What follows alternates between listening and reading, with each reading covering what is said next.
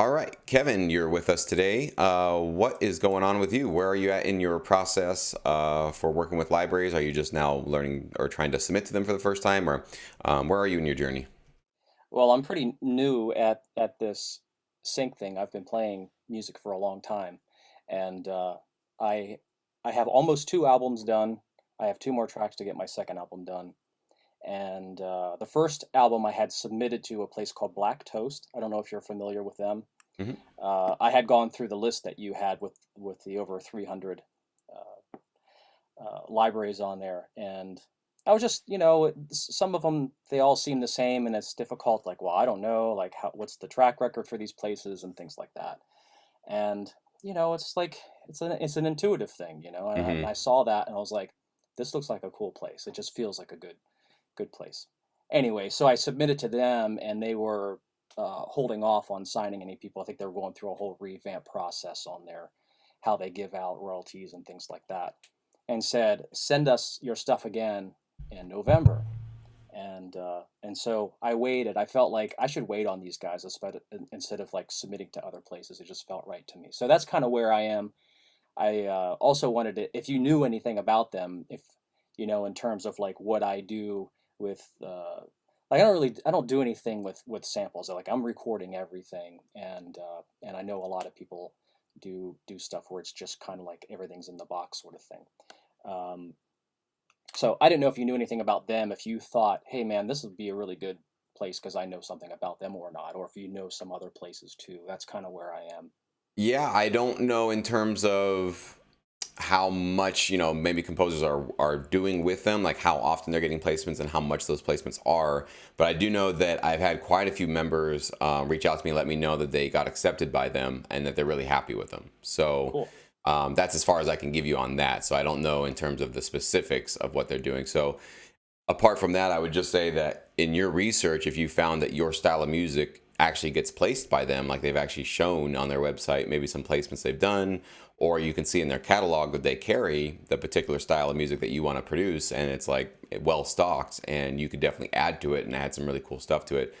Then you're basically, it's kind of the best you can hope for in this business, right? There's really no such thing as like knowing for sure is this library going to deliver for me. That doesn't actually exist. But you can basically do your best research, and the fact that you already know who they are, you've done your research, and I'm imagining you've gone through their catalog and listened to their music, right? Oh yeah. There you go. So I just put a poll out in Sync Academy about that particular subject because a lot of members I'm doing these consultations with I'm finding are not doing that research before they start Right. making their music. And they're making music that's very unlicensable. And then they're hoping after that album is done, they'll find something. So the fact that you've already got it tied in, you've already got it like nailed down, and you like them, you just feel good about their what they're doing and their work and stuff. That's the best you can hope for, man. And you basically just give out your best shot, give your best effort, give them some time. Usually it's 6 months to about a year to see if they're going to deliver for you and start delivering you some placements. I always say just measure them on how they respond to you in the beginning because you're not going to see royalties for a while. So the best way you can measure how well they're going to be for you is when you email them, do they get back to you fairly quickly within a day or two? It doesn't take them 2 weeks or a month to respond to you. How are they with registration? So if you send them some tracks, do the tracks actually show up in your PRO within maybe a couple of weeks or a month at the most? You kind of want to see things showing up sooner than later. You don't want them to just, oh, whoops, we forgot about that. Yeah, we'll get to that. If you see them slipping through the cracks and doing that kind of stuff, then you gotta, just be careful of that because that could be just how they work. And do you want to be partnered with somebody who lets things fall through the cracks, especially your money? That's your royalties, essentially, right? So that's basically what I'd say for them, man. But give them a shot. And it's not a bad idea to partner with a second library as well. So maybe that's your first choice, but I would definitely recommend if you want to go through the directory and try to find a second library that you can sort of A/B compare. Feed some to this one, feed some to that one, and then you can see over the course of a year, hey, who's actually better with the responses, who's actually letting me know if my tracks are even being pitched or being placed, and so you can kind of really gauge whether or not there's going to be one company that'll perform stronger for you. Because other than comparing, we have no idea, right? We have no idea how anybody's really going to be doing for us. So that would be my 2 cents on how to navigate that. So with that said, let's go ahead and get into your track here. Now, did you have specific things you wanted me to touch on with this track? I know you had said you wanted to know, I think, like how to ensure you become like the best at your style. Was that the question?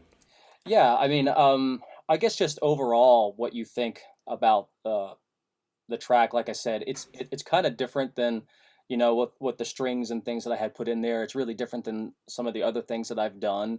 But I like to do things that are very melodic. And one of the questions I had is, when I go through a lot of these libraries, I hear a lot of acoustic things that are very nondescript. You know, it almost sounds like this was a song and they just pulled the vocal out of it, and Oh, and okay. and here's the track. And I'm like, well, this doesn't have any melodic content per se, and and I could see how that could be used as like a backdrop for something. And uh, you know, is it I don't know if it's is it better to have more melodic content, When or you say is it melodic just where, content, are you talking about a lead, like a lead instrument? yeah, like, you know, like if you something that if you listen to it, like I know what that melody is and I can Yes. hum that as I walk away. Okay, It's because not like just the like way that strumming. the language that I usually is like you usually have the chord progression underneath, and that's probably what you're talking about. You heard a lot of tracks with just some chords or some pads or something like that. But if you Yeah. don't have that lead, which usually in pop music is the vocals, but in instrumental music can be a guitar, piano, string, whatever. Right?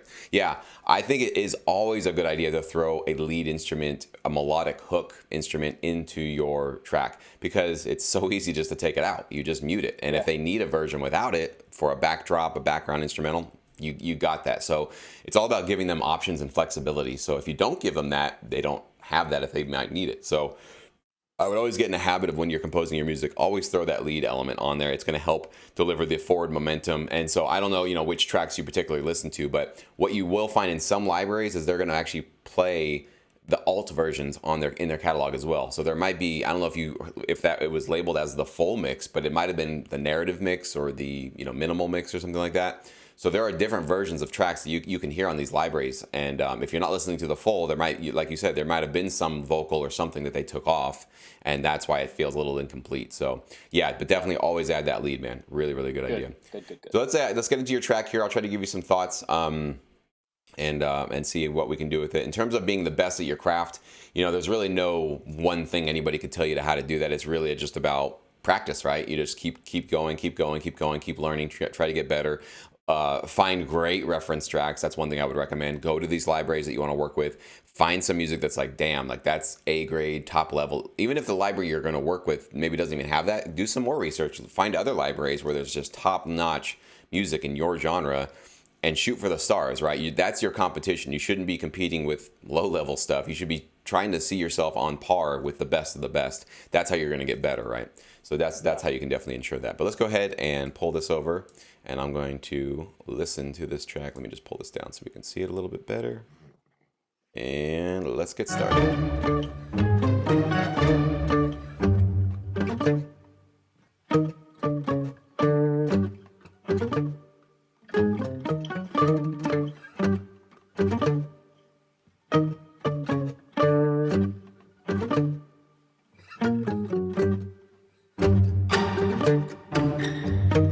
This is really cool. It's very, I almost hear dramedy with this. Are you familiar with the term dramedy?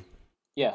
Okay, so I definitely hear this as kind of a dramedy approach, where this could really work well for reality shows. Actually, I could hear this actually getting played in a lot of reality shows. It could be done also, some film placements could work for this, and of course documentaries. But probably above and all, more than anything else, is going to be probably reality TV shows.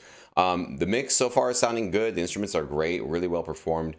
Only one thing that sort of like threw me off a little bit is in the beginning you had a lot of space and reverb around your instruments, and then in this sort of simple breakdown part with just the one string, the pluck string going on, you took away all the reverb, and it's really dry now, and it felt a little strange that we went from a big open space to this closet essentially. So I Mm. would keep the space. I think what you were having there with your reverb samples, or reverb settings, whatever it was, keep that in place throughout the entire track. Like, keep us in the same room, because this is too much of us jumping from environment to environment. Keep Gotcha. going.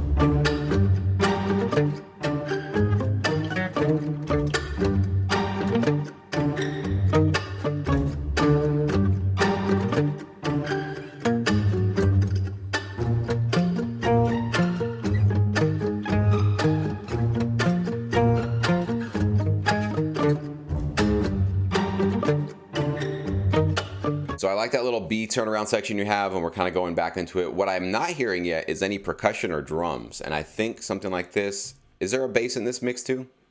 Yeah.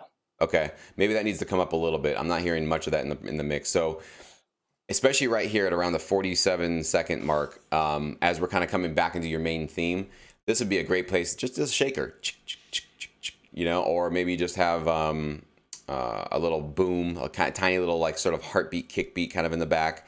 Just something to just build up as we're going into this other section and kind of building towards the end of the track. So I think some percussion would really be helpful here. Also, you know, tambourines, triangles, sort of light percussion is kind of where I would go with this sort of light orchestral percussion. Let me go keep listening here.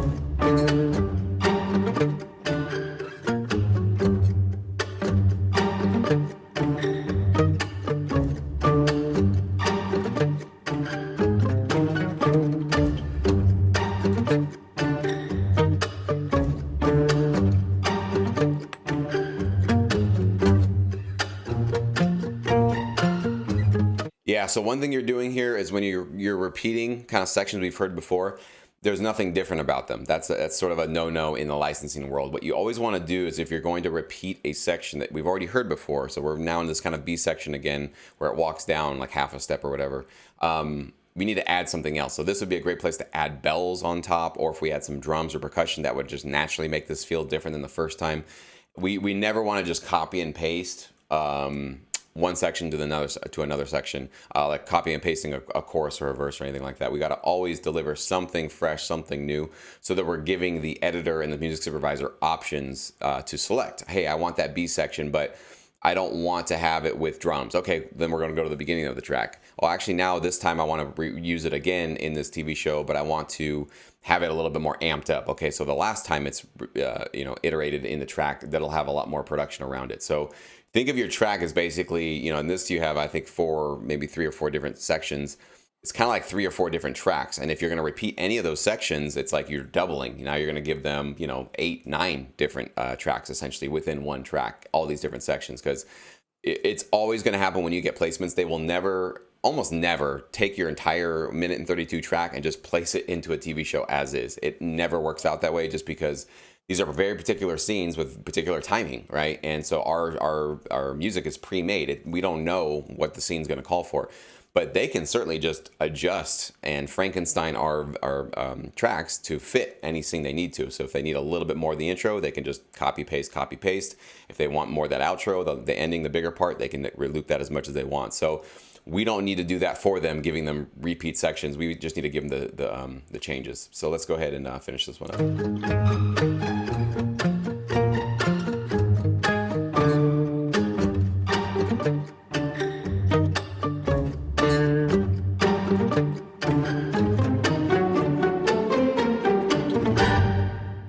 Wow, man. Excellent ending, too. Really liked what you're doing with that ending. It's just a nice big, I don't know, just nice big punctuation at the end there. Again, I think it would be great if there was maybe a bell at the end, ding, you know, like a high bell and a low thud or something like that. So just adding a little bit more into your production would serve you, because again, even with all those extra elements that I'm telling you to add, you can always strip all those out by clicking a couple of buttons, muting them, and giving them the, you know, only strings and guitar or whatever it is you want to give them. So, but yeah, we definitely want to think about this in terms of having it a full production and build it up that way. The only exception that would be is if you're working, you know, with this company and you see and hear that none of their music like this has any drums or anything like that. Okay, then ignore what I'm saying and just follow their lead. But I just don't think you could go wrong adding a bit more embellishment to it to just build it up, man. So instruments, like I said, instruments sound great though, very live, very authentic sounding. And yeah, I think across the board, man, you're doing some really, really good things. I would say this is like 80% licensable. I'd say just adding a few more production elements, fixing that reverb issue, and then of course building as your track moves along and not copying and pasting. But the core music is very, very friendly to TV and film placements for sure. Cool.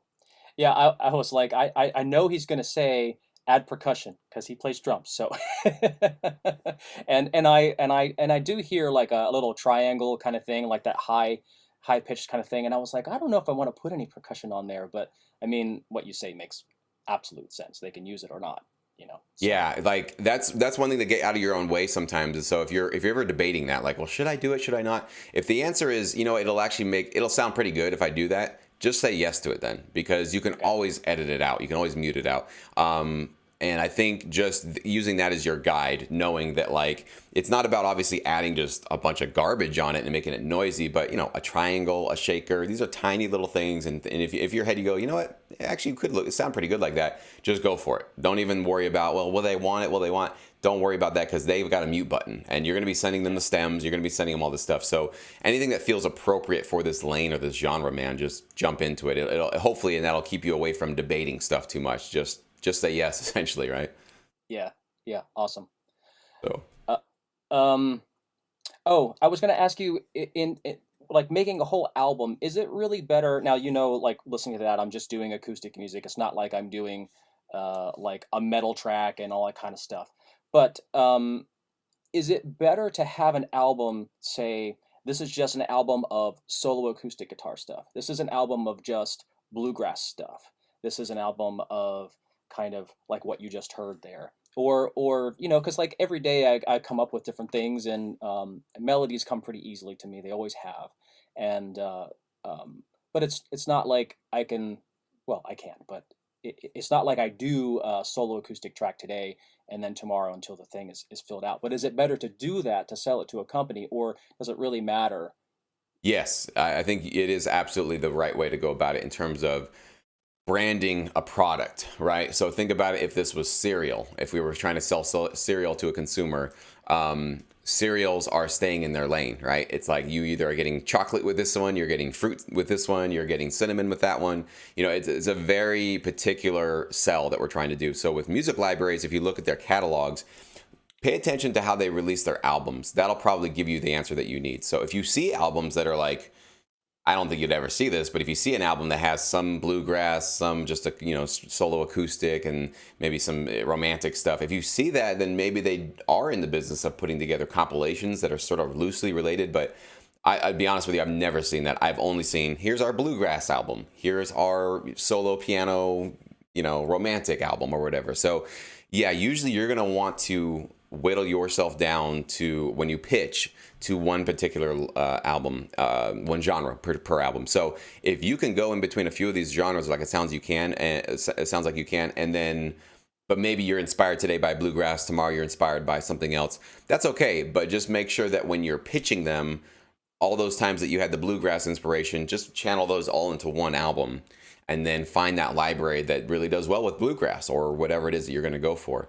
So yes, I think you need to, this is where a lot of producers struggle in the beginning, because we do like to do so many different genres and we like to challenge ourselves. But at the end of the day, you are basically marketing yourself as a commodity to the library. And nobody has ever successfully become the I produce everything producer to anybody ever. Yeah.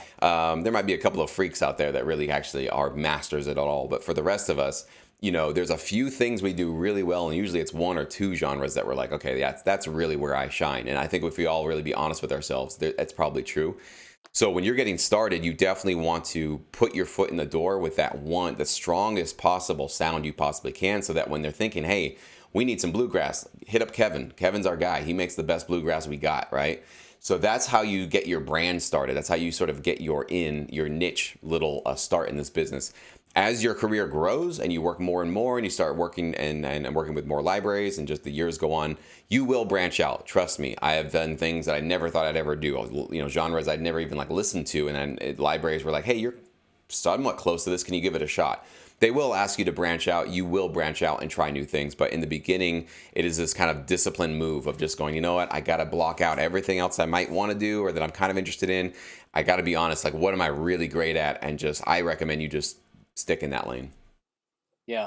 Yeah, I that makes absolute sense. And like I said, it's not like, it'll be like solo acoustic guitar or guitar with mandolin, or maybe I'll do guitar, mandolin, banjo with bass and whatever. But it's not like, I don't know, like the genre is still stays in that Americana. So that's kind of why I was asking the question. Is it's not really like too far out. It's just a matter of how much instrumentation is being layered onto it.